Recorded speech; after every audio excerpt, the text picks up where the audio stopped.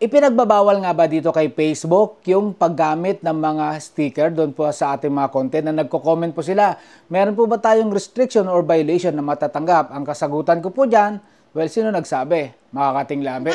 Guys, ayaw na ayaw po yan ng mga malalaking content creator dito. Hindi ko nila lahat. Dahil ang gusto po kasi nila na ibigay nyo sa kanila na sticker ay GCash o hindi kaya patala.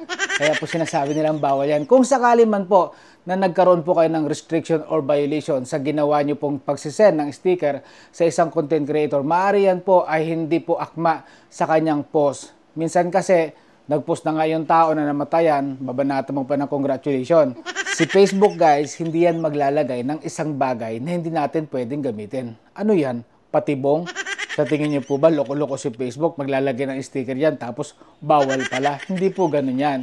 Kaya gamitin niyo po yung sticker na yan na naaayon po doon sa pinost ng isang content creator. Kaya bumalik po kayo dito kay Notnot Palaboy dahil dito, well, ako mismo ang magiging mukhang sticker nyo. Dahil may natutunan ka na, tinamaan ka pa, nakabungis-ngis ka naman. Bye!